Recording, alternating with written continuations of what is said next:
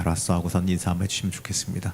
자, 이제 축복하기는 우리 청년들의 삶이 항상 어려운 가운데서도 평안한 삶이 되기를 감히 축복합니다. 잠깐 이야기 하나 하고서 시작을 할게요. 어느 도시에 한복판에 위치한 교회가 있었습니다. 근데 그 번화가 있던 그 교회 옆에 어느 날 굉장히 공사를 막 하기 시작하더라고요. 그 비어있던 건물이 갑자기 매입이 되더니 공사를 막 시작하는데 간판이 들어설 때 교인들이 깜짝 놀랐습니다. 클럽입니다. 여러분들 좋아하는 클럽인가? 여러분들 좋아하나 모르겠는데 어쨌든 간에 갑자기 클럽이 교회 옆에 거대하게 개업을 한다 그래요. 자, 이걸 본 교인들이 이제 고민이 많아졌습니다. 교회 옆에 클럽이라니. 금요 심야 철야 때 교회에서는 열심히 예배드리고 있는데 옆에서는 불금이라고 막 난리 떨고 있을 테니 참 심란하겠죠. 교회 저녁 예배 드리고 있는데 옆에서는 주말을 즐기는 사람들이 청년들이 많이 있을 테니 그것 또한 고민이 될 겁니다. 자, 안 되겠다 싶어서 이 성도님들이 모여서 기도를 하기 시작합니다. 자, 무슨 기도할까? 무슨 기도를 할 것 같아요? 장사 잘 되라고? 자, 클럽이 좀 안 좋은 이야기지만 클럽이 이제 좀 문 닫게 해달라는 기도를 했나 봅니다.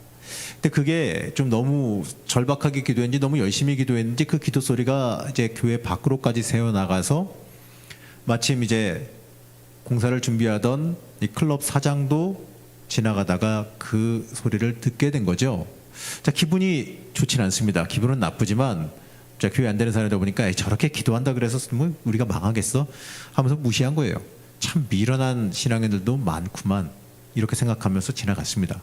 자, 이제 오픈을 하고 장사를 하고 한참 열심히 영업을 하던 중에 어느 날 번개가 막 치고 비가 오는 날 이유는 잘 모르겠지만 전기합선인지 아닌지는 모르겠지만 그 클럽에서 화재가 발생합니다.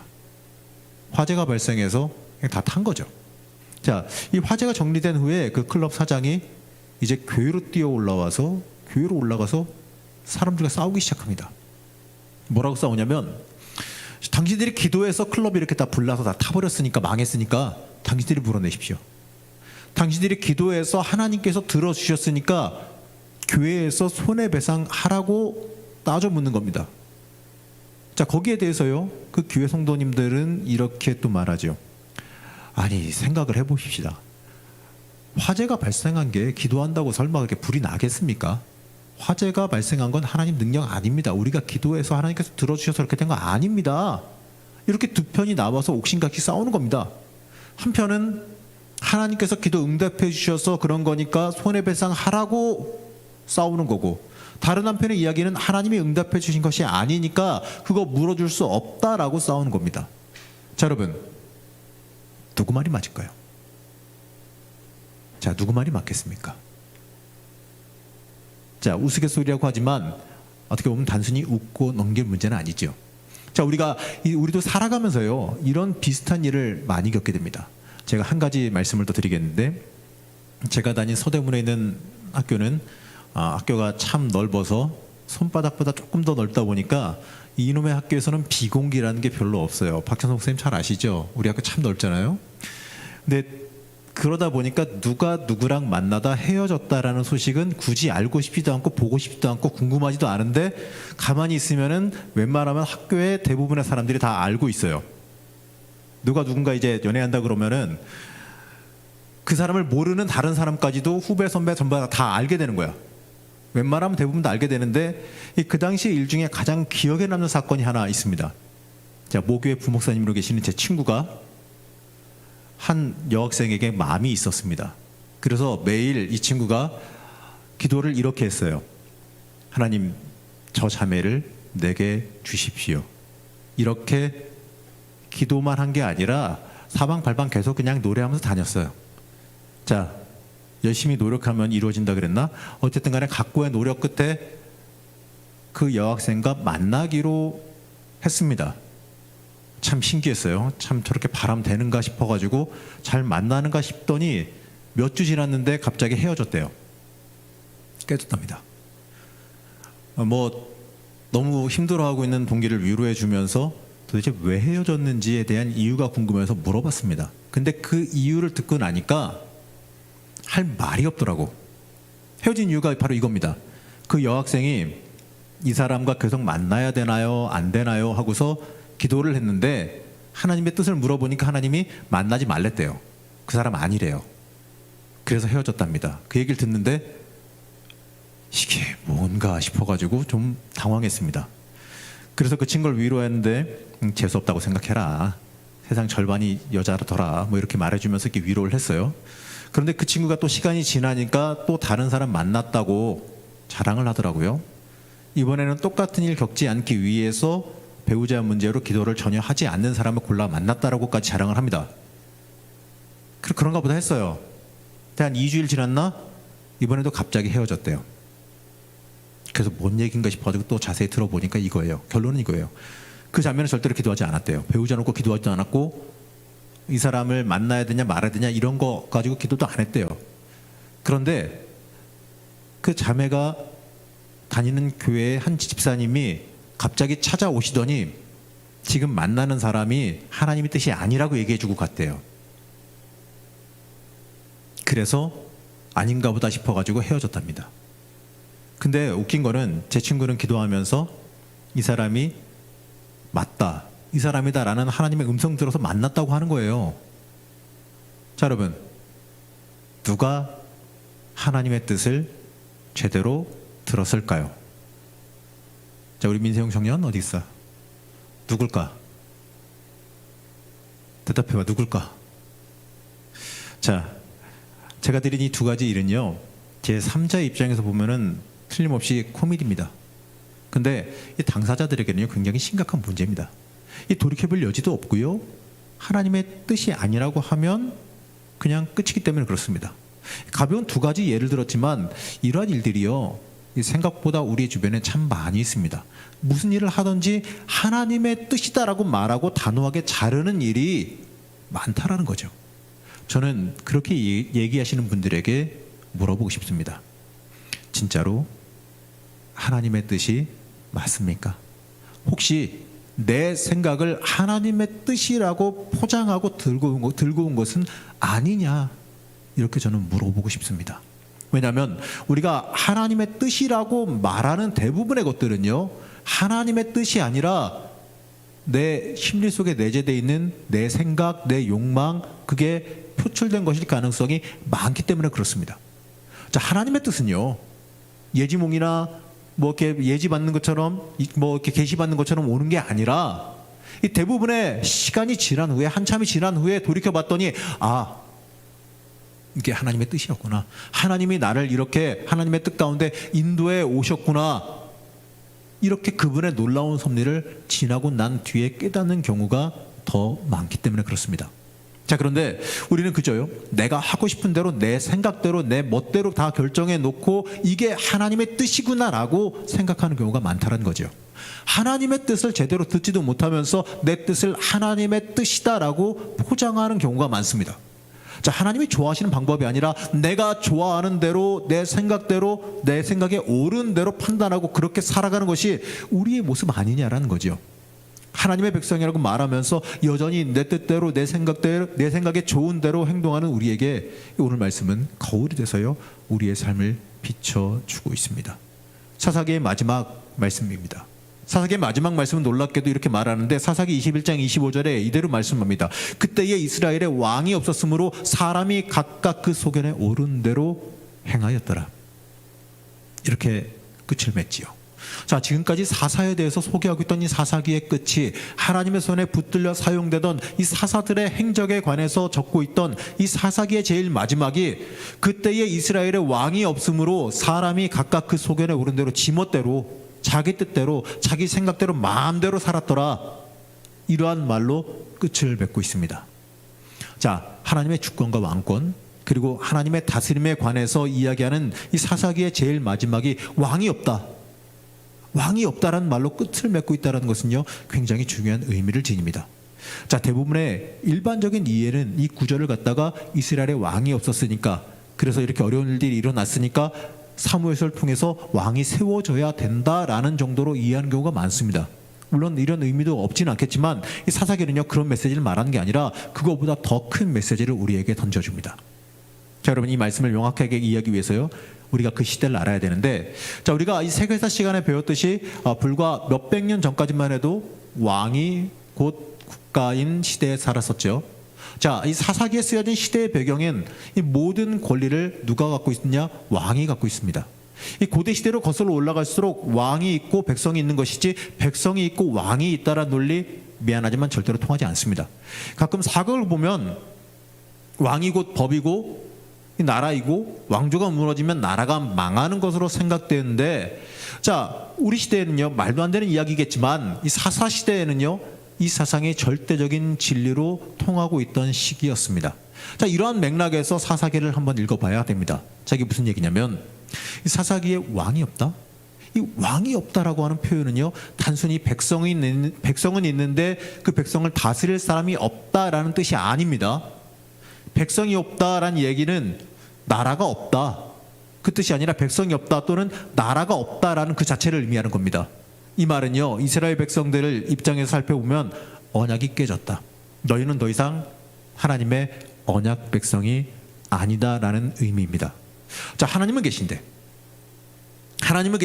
하나님의 다스림을 받아 살아가는 하나님의 백성은 없다라는 의미입니다. 자 하나님과 이스라엘 이 언약이 도대체 무슨 의미를 가지느냐? 하나님의 나라를 이루기 위해 하나님이 자기 백성과 맺은 약속이 언약입니다. 하나님은 그들의 왕이 되시고 이스라엘은 하나님의 백성이 된다라고 하는 언약입니다. 그런데 사사기는요 단호하게 말하죠. 이스라엘에 왕이 없다라고. 자, 이 말을 알아들어야 됩니다. 이 말은 더 이상 하나님의 나라가 너희에게 없다라는 뜻입니다. 왕이 없는데 무슨 나라가 있고 무슨 백성이 있겠느냐? 사사기 1장에서부터 마지막까지 문제 삼고 있습니다. 언약 백성인 이스라엘에게 언약 국가의 왕이 없다라고 말합니다. 자, 마치 이 언약을 버린 삼손에게 말하듯이 이스라엘의 상태를 꼬집고 있는데, 자 언약을 저버린 삼손에게 성경은 사사기 16장 20절에서 이렇게 말합니다. 여호와께서 이미 자기를 떠나신 줄을 깨닫지 못하였더라. 자, 이 어느 장면인지 아시나요? 삼손이 잡히기 전에 그 델릴라한테 가가지고 잡히기 전에 이것들하고 일어나 힘을 쓰려고 그러는데 머리가 다 잘려가지고 힘을 못 쓰고 잡혀가는 그 장면이에요. 왜 그러냐? 하나님과의 언약을 저버렸기 때문에. 하나님이 사실 삼손의 힘은 머리카락에서 오는 그 미신적인 게 아니라 하나님과의 그 언약 그 자체에 있는 건데, 그 언약을 잊어버렸으니, 언약을 저버렸으니 하나님의 힘이 이제 떠난 거죠. 하나님이 이미 떠난 줄을 깨닫지 못하고 나도 한번 힘을 이제 발휘해서 이것들 하려고 그랬는데 어떻습니까? 안 되죠. 자, 왕이신 하나님이 이것처럼 이스라엘을 떠나셨습니다. 언약 백성으로서 이스라엘의 정체성에 대한 실험이 실패됐다라는 얘기예요. 그들은 언약 백성으로서 자격이 이제 없다라는 겁니다. 그래서 사사기의 저자는요 사사기의 마지막을 이렇게 평가하는데, 이제 너희에게 더 이상 왕이 없다. 바꿔 말해보면 이거예요. 너희는 이제 더 이상 하나님의 백성이 될 자격이 없다라는 뜻입니다. 자, 이 말은 하나님께서 이스라엘 백성에게 언약을 파기하셨다라는 뜻도 됩니다. 하나님의 나라가 흔들린 정도가 아니라, 이 사사기의 처음에는 하나님의 나라가 흔들린 것처럼 묘사하지만 시간이 흘러가면서 하나님의 나라가 흔들리는 정도가 아니라 아예 깨져버렸다라는 것을 뜻합니다. 하나님께서 보시기 좋았다라 말씀하던 하나님의 나라를 이제 이스라엘에게서 찾아볼 수가 없는 겁니다. 언약이 깨졌어. 보시기에 좋았던 나라는 사라져버리고 창세기 1장 2절의 말씀처럼 다시 옛날로 돌아갑니다. 땅이 혼돈하고 공허하며 흑암이 깊음 위에 있고 하나님의 신은 수면 위에 운행하니라. 땅이 혼돈하고 공허하며 흑암이 깊음 위에 있고, 바로 이렇게 되는 이 혼란하던 창세기 이전 모습같이 돌아가 버렸다는 얘기예요. 하나님의 나라의 창조, 하나님께서 만들어 가시는 나라, 하나님께서 이뤄 가시며 하나님께서 이끌어 가시는 그 나라가 깨졌습니다. 하나님께서 버리셨느냐? 하나님께서 잘못하신 거냐? 하나님이 나쁘셔서 그런 거냐? 그게 아니라 우리의 잘못 때문입니다. 바로 이스라엘이 떠난 겁니다. 우리가 떠난 겁니다. 하나님 나라의 백성으로 올바르게 서지 못하는 우리의 나태함 때문입니다. 과거에 언제 읽었는지 저도 잘 기억이 나질 않는데 과거에 읽었던 책이 하나 있는데 지금도 교보문고에 뒤지면 나와요. 마이클 셔머라는 회의주의 학회의 사람이 쓴 책인데 제목이 이따입니다. 왜 사람들은 이상한 것을 믿는가? 이거 추천도서 아니에요. 여러분 이거 사서 읽어보지 마세요. 제가 읽은 내용을 말해주면 이래요. 자신들은 무신론자가 아니라 회의주의자다라고 말하는 사람들이 자기 변호를 하면서 쓴 내용들인데 이들의 논리는 간단합니다. 세상에 확실한 결론은 없다라는 말을 해요. 자, 우리가 받아들일 수 있는 가장 확실한 것은 눈에 보이는 것들, 실험으로 확인 가능한 것들밖에 없다라고 말합니다. 하나님은 눈에 보이지도 않고 실험으로 규정할 수도 없기 때문에 믿을 수 없다. 신앙은 과학적인 방법을 통해서 검증할 수 없는 것이기 때문에 믿을 수가 없다. 이렇게 말합니다.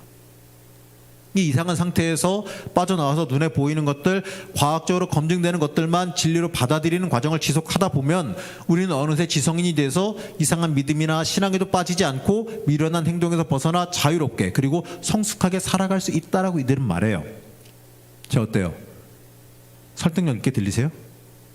어떻게 좀 그럴싸하게 이들의 이야기가 혹하게 들리십니까? 자, 저는 이 책을 읽으면서 드는 생각이 있는데 우리가 지금까지 살아온 모습이 이따위의 모습, 이런 사람들의 모습이 아니었나 하는 생각입니다. 우리는 신앙은 가지고 있노라라고 말하면서 이 하나님의 뜻을 제대로 발견하기 위해서 노력은 했는지, 그저 눈에 보이는 것이 당장 손에 잡히는 것이 하나님의 뜻이다라고 생각하면서 살아오고 있지 않았는지 한번 생각해 봐야 합니다. 이런 눈에 보이는 거, 당장 손에 잡히는 것만이 하나님의 뜻이라 생각하는 것은 위험합니다. 눈에 보이는 거, 확실한 것은요, 하나님의 뜻보다는 내 뜻일 경우가 많기 때문입니다.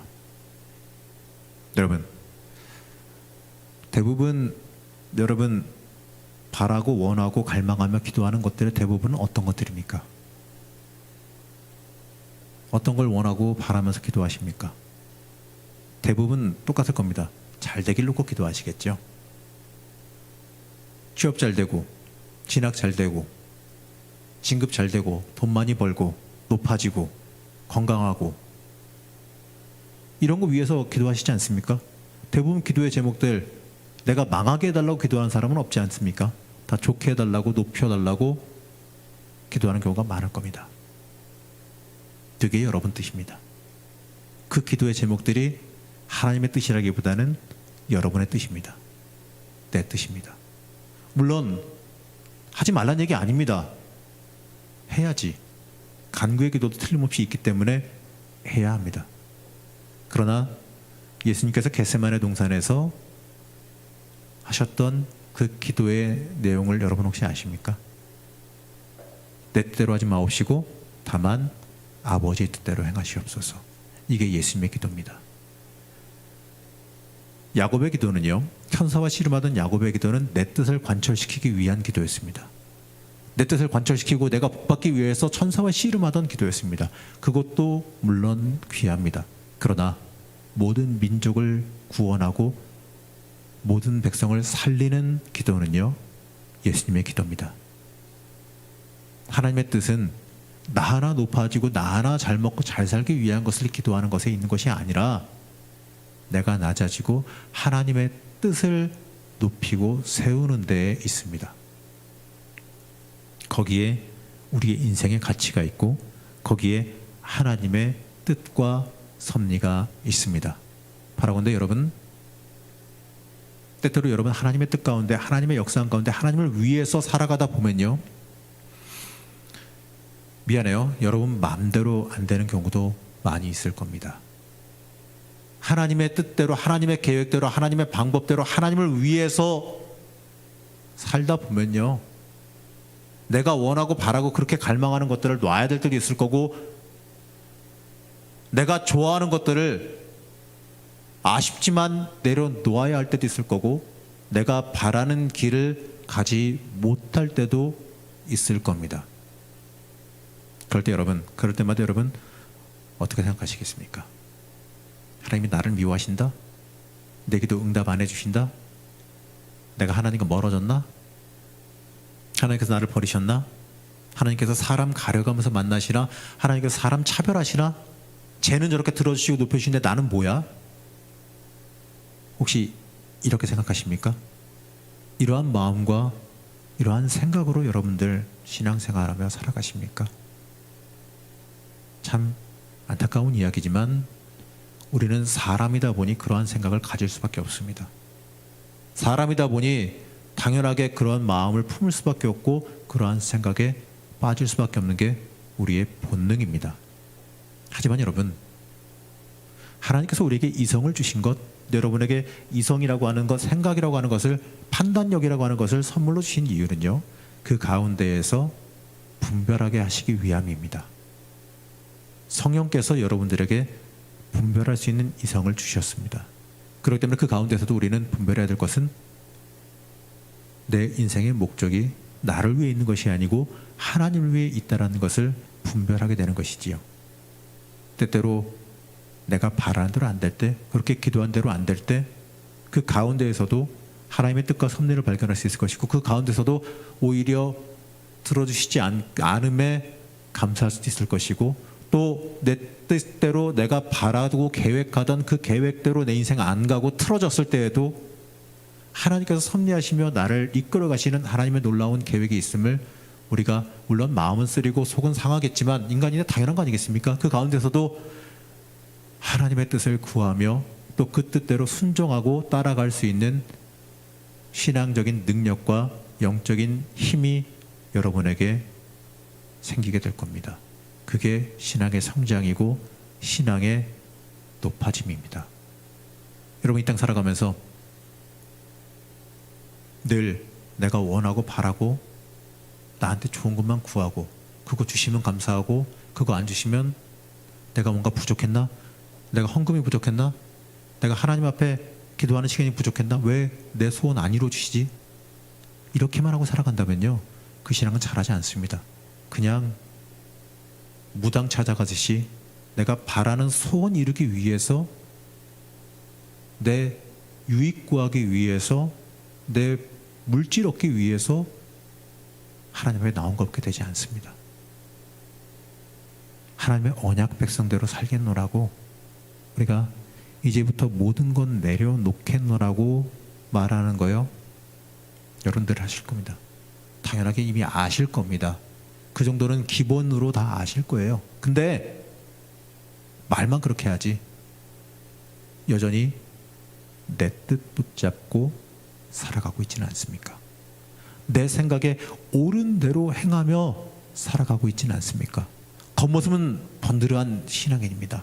겉모습은 누가 봐도 훌륭한 신앙인이지만 하나님의 뜻을 찾아 살아가고 하나님의 뜻을 따라 살아가겠다라고 우린 말하지만 여전히 겉모습과 다르게 내 속사람, 내 본질, 인생의 본질은요, 내 생각대로 행동하고 있지는 않습니까? 바로 죄악을 범하며 살아왔던 이스라엘의 모습과 우리가 똑같지는 않습니까? 이러한 내 모습에 대해서요, 오늘 말씀에서는 이렇게 하나님께서 대답하십니다. 네 인생에 왕이 없으므로 네 생각대로, 네 생각에 옳은 대로 마음대로 네 멋대로 행하고 살아가고 있구나. 이제 너는 나와 상관없는 사이가 되었구나. 저는 사사기 마지막 절 말씀을 이렇게 읽습니다. 굉장히 섬찟하지 않습니까? 굉장히 무섭지 않습니까? 하나님께서 사사기를 통해서 지금 우리에게 하고 계시는 말씀입니다. 자, 그러나 여러분, 절대로 절망하지 마십시오. 사사기는 절망도 우리에게 안겨주지만 그것과 동시에 새로운 희망도 우리에게 줍니다. 왕 없음이란 말을 통해서 우리의 삶을 지적하고 있는 그 책임과 동시에 우리에게 새로운 희망을 주시는데, 마치 바닥을 향해 끝없이 곤두박질 치고 있는 우리들에게 하나님의 구원의 은총을 베풀어 주시기 위한 하나님의 생각도 함께 품고 있다는 것이죠. 새로운 창조입니다. 언약을 따라 살았기 때문에, 이 말씀을 떠나 살았기 때문에, 하나님을 떠난 우리가 말씀을 회복한다면, 우리 인생의 본질을 올바로 회복한다면 다시 하나님의 백성으로 회복할 수 있다는 사실을 함께 보여줍니다. 자, 하나님께서 사사기를 통해서 이러한 말씀을 동시에 하고 계시는 것 같습니다. 다시 하나님과의 관계를 회복해라. 다시 하나님과의 언약을 회복해라. 너의 인생에 하나님의 나라를 회복하고 싶다면 다시 하나님과의 언약으로 돌아가라. 왕의 다스림을 받는 백성이 되고 싶다면 다시 하나님이 내 인생의 왕 되는 그 언약으로 돌아가라. 내 백성으로 다시 서고 싶다면 그 언약으로 돌아가라. 바로 이렇게 말이죠. 사사기 시대를 배경으로 한 이 룻기가 사사기 바로 다음에 등장합니다. 근데 저는 성경을 이 순서대로 읽으면서 이 룻기가 마치 언약 실패한 백성들을 다시 교육하는 학교처럼 회초리처럼 느껴져요. 부끄럽게도 언약을 모르는 이방인 룻을 통해서 이 언약의 하나님과 이 언약의 거룩함을 다시 배우게 하시지요. 룻기는 두 가닥의 실을 우리에게 내미는데, 하나는 언약 백성의 정체성이라는 엉켜버린 실이고, 또 하나는 하나님이 친히 왕을 세우실 것이라고 하는 끊겨진 실입니다. 자, 엉킨 것은 풀어야 되고 끊긴 것은 이어야겠지요. 자, 그래서인지 룻기 다음에 사무엘서가 등장합니다.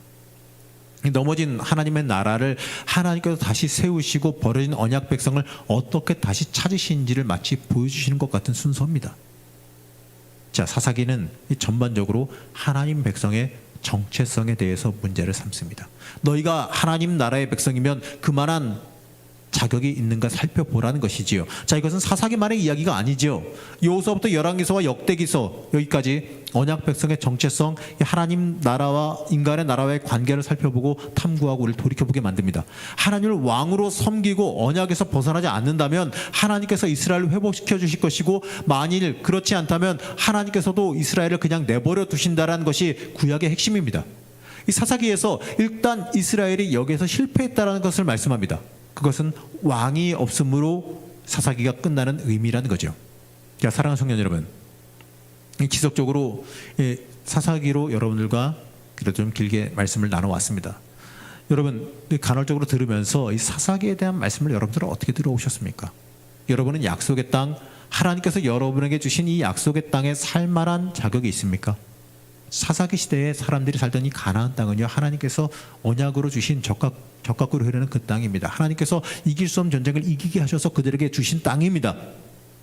근데 그들이 그 땅에 살아가면서 그 땅에서 살아갈 자격이 있느냐 없느냐의 문제를 물어보고 계시는 겁니다.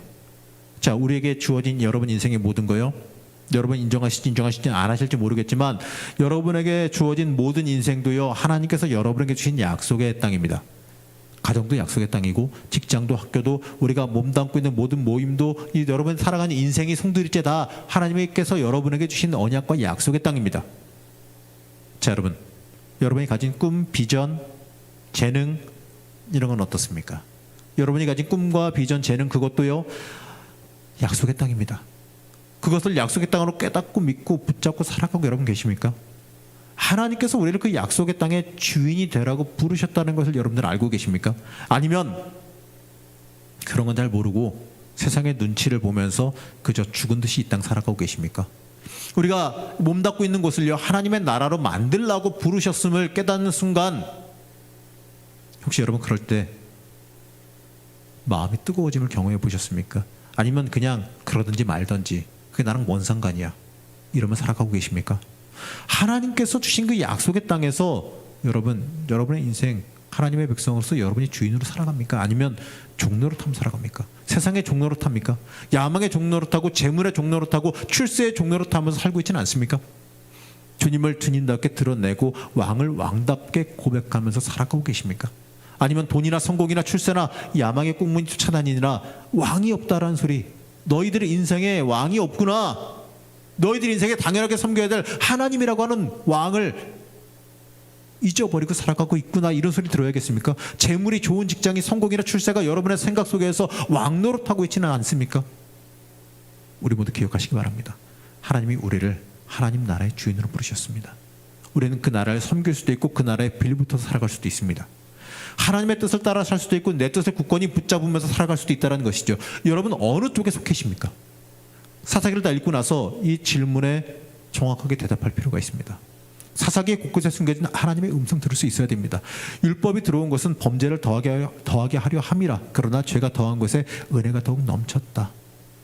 이렇게 기록한 로마서 5장 20절의 말씀같이 사사기의 시대가 너무나도 어두웠던 시기인지라 하나님의 음성을 더 선명하게 들을 수가 있었습니다. 여러분의 인생 어둡죠? 요즘에 힘들죠? 어렵죠? 또 막막하죠. 근데 여러분, 이렇게 어둡고 힘든 시기일수록 하나님의 음성을 더 선명하게 들을 수 있습니다. 하나님의 계획과 역사하심, 하나님의 이끄심 더 선명하게 알 수 있습니다. 사사기를 보면서 느낀 것은요, 우리의 정체성에 대해서 확고한 인식이 있어야 됩니다. 이젠 그거 없으면 안 됩니다. 하나님의 거룩한 부르심의 목적과 그 의로 충만한 그 나라에 맞는 성품과 정체성을 아는, 하나님 나라의 백성됨과 약속의 땅의 주인됨을 아는 그러한 사람으로 살아가길 소망하시기 바랍니다. 내가 누구인가? 내가 누구인지를 정확하게 알고 그에 걸맞는 하나님의 소망을 가슴에 품고 이 땅에서 열심히 살고 난 후에 훌훌 털어버리고 하나님 앞에 기쁨으로 서게 되는 게 우리의 인생입니다. 사랑하는 청년 여러분, 어려운 시기, 혼돈의 시기를 살아갈 때에 우리는 그 안에서 우리를 온전케 하시는 하나님의 음성과 초대를 읽어야 됩니다. 여러분의 삶 가운데에서 하나님께서 항상 함께 하심을 잊지 마시기 바랍니다. 여러분을 지키시고 인도하십니다. 그 하나님의 초대와 역사하심에 참여하시기를 바랍니다. 여러분, 귀한 젊은 시기입니다. 물론 어렵고 힘들다, 인생 이번 인생 틀렸어 이런 얘기까지 하는 정도로 어려운 시기다 이렇게 얘기하지만요, 그러나 여러분 인생에서 지금 시기가 가장 귀한 시기입니다. 하나님께 붙잡힘 받으면 가장 귀하게 쓰임 받을 수 있는 시기입니다. 이 시기에 하나님 뜻 붙잡고 여러분의 인생을 하나님을 왕으로 모시고 살아가는 인생 되시길 바랍니다. 그런 여러분 삶이 되실 때요, 여러분의 인생의 방향이, 여러분 인생의 삶이 하나님 보시기에 인정할 만하고 하나님 보시기에 가장 가치 있는 삶으로 살아가게 될 것입니다. 여러분, 누구에게 인정받기 위해 살아가시고 또 누구에게 칭찬받기 위해 살아가시고 누구에게 맞구나, 잘했구나 이 소리 듣기 위해 살아가십니까? 누구를 위해 살아가십니까? 여러분 잊지 마시기 바랍니다. 하나님을 위해 살아간다. 하나님을 위해서 여러분들이 다 내려놓고 합당하게 살아갈 때 하나님께서 채워주신 것, 하나님께서 역사하시는 은혜도 함께 체험할 줄을 믿으시기 바랍니다. 맡기십시오. 여러분의 인생, 여러분이 어떻게 하고 싶겠지만 여러분이 어떻게 하려고 해도 하나님이 하시는 것보다, 하나님이 이끌어 가시는 것보다 더 좋을 수 없습니다.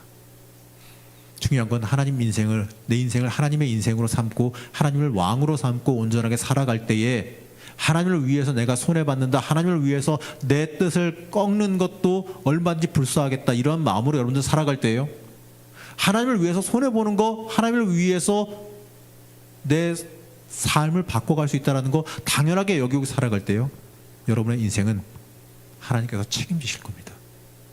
그리고 결론적으로 약속하건대 당장은 어떨지 모르겠어요. 당장은 더 손해보는 것 같고 힘들어 보일지 모르지만 훗날 지났을 때 뒤돌아보게 되면 하나님이 이렇게 역사하셨구나, 하나님이 내 인생 더 좋게, 내 생각과 내 뜻보다 더 훌륭하게 이끄셨구나 고백하는 놀라운 역사가 여러분의 삶에 있을 줄로 믿습니다.